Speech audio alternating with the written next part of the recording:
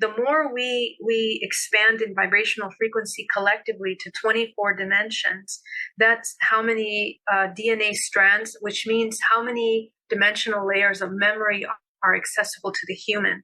So the Akashic Records is holding the DNA of the earth, all of the souls that have incarnated and been existing, reincarnated in the planet Earth. But our DNA, again, that's only 2% that holds the Akashic Records as well. Beyond that is all of the intergalactic DNA. So Pleiadian, Arcturian, Lyran, Reptilian, whatever, though all lineages are in the rest of that DNA. That's why so many people are connecting to their starseed lineage right now. That's why children are born with the memory of their intergalactic access and lives. It expands essentially. Now, our DNA is just like time, it's a spherical model. Eventually, Gurdjieff used to say that the human evolves into a planet, and then the planet evolves into solar systems and then universes. So think of it this way: as we expand DNA, leave this physical body, we become other higher dimensional beings. We are expanding DNA. The more that we learn how to navigate and remember our past lives, the more we are activating DNA. And the easier at the time of death, the higher vibrational we hold, the easier it is to unfold into death, into the next lifetime that is in resonance in a higher octave. So that's really important. I hope I answered the question. Okay, so are you saying that our Akashic records don't have the intergalactic lifetimes information in that? They do, but you see, it's kind of like, how do I explain this? Well, it's like a spiral. It's a spiral, right? So just like DNA, imagine part of the DNA is spiraling into the earth, and then the spiral continues into the universe per se. So imagine it like that. All the DNA is then connecting to many solar systems as it spirals into the universe. We have access to all of that, but our ability to access it is based on our vibrational frequency.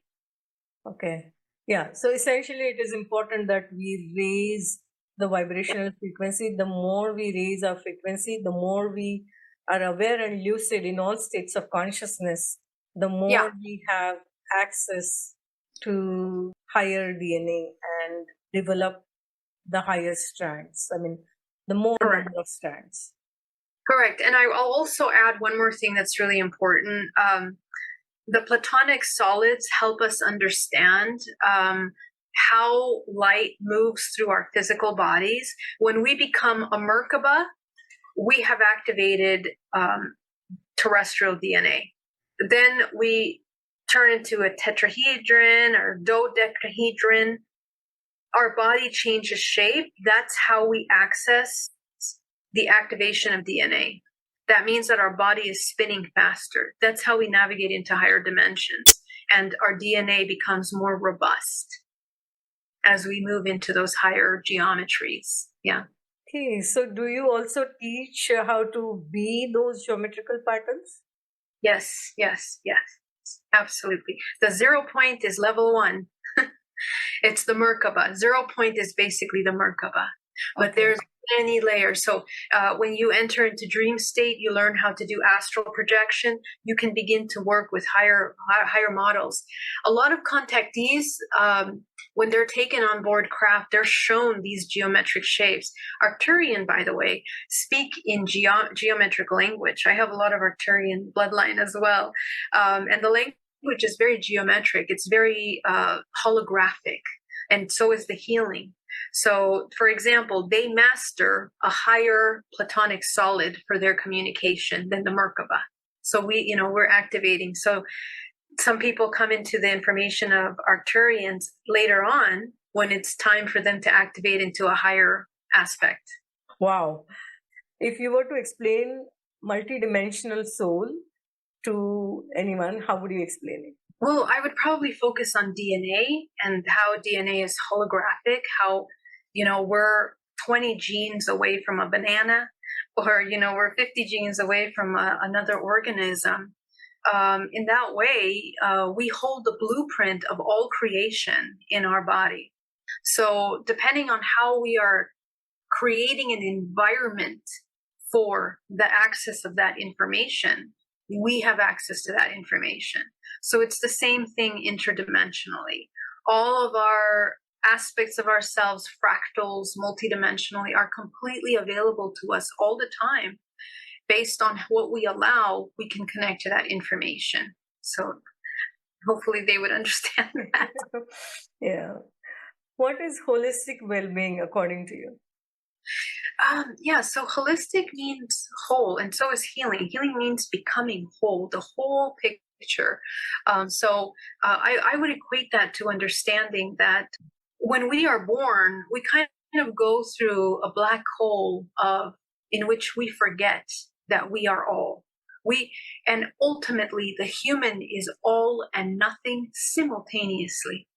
So if you really sit on what that really means, all of our suffering is an illusion. Essentially, it's a very temporary experience. All of our limitations, they're simple shifts of belief systems. Our fears, very temporary filters of perception. So the human discovers freedom, freedom from limitation. To be free is the ultimate form of creativity. And it's also the embodiment of love. Love is free. Love never holds on, never attaches, never limits. It's free expression. And so to heal holistically means to love yourself in this authentic raw self completely, and to be able to see yourself as all things around you, see everything as an extension of yourself. When we cultivate that kind of vision, that's when we can develop compassion for others and for ourselves. And that embodiment of compassion is essentially where the 0 point emerges pure love, peace, harmony, to be in harmony with yourself and all things around you. So I would say that is the key to holistic healing. What is the ultimate purpose of life? Whoa, that's a big one. In my humble experience, I feel that it is purely experience. I feel that we are experiencing on many levels that we don't even know. Evolution is innate.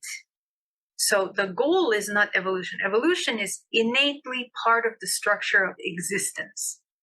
Whether you're aware that you're evolving or not, that's a different story. But the process of that evolution, of all the potential experiences and the plethora of experience from low to high, that is the purpose. And we are expanding our vision, we are expanding our range of frequency by experiencing. There is no good or bad in any of it. It is all part of maintaining a harmonious balance of the organism of the planet Earth. And we're cells of the Earth that are experiencing, growing, emerging, maintaining harmony in the bigger picture. So this is what I see as a potential purpose. And the human has many purposes, by the way. Yeah. I will say, because I get this question all the time, people come to me looking for their purpose. You can start by no longer repeating the repetitive sufferings of your ancestral lineage. I tend to find that that's the human's first purpose in their journey of experiences. That's where they start to identify their limitations and their expansions. So if you can find that out, you're going to come into your authentic self quicker. And it's in the authenticity that you find your gifts. Every human has a library of gifts, their vision, creativity, whatever it is your gift. You find that after you stop repeating ancestral blockages. And this is usually the human physical purpose, Yeah. Yeah. Beautiful. What is love? Love is, love, I would say, is all and nothing simultaneously. It is inclusive of absolutely everything. Yeah, that's it. That's really it. That's what I would say. What is self-love? Self-love, well, yeah, this is something that I teach essentially to do. The cultivation of understanding that you're all and nothing simultaneously is self-love. Okay.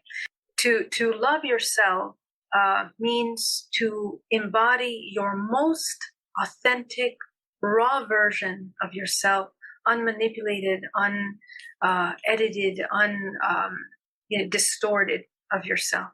The embodiment of yourself in that raw authenticity, and to exist in the present moment in that authenticity, is the embodiment of self-love.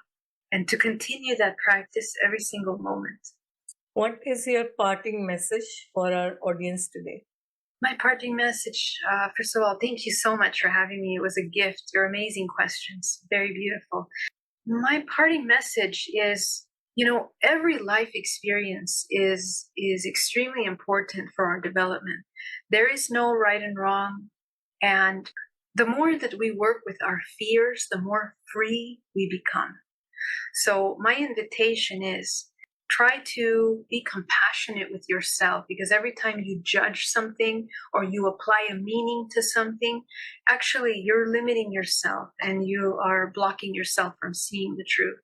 So if you gently, compassionately guide yourself in a loving way to limit those kinds of, flickering like a candle in the wind, your perception will expand from a very myopic perception into a very expanded perception.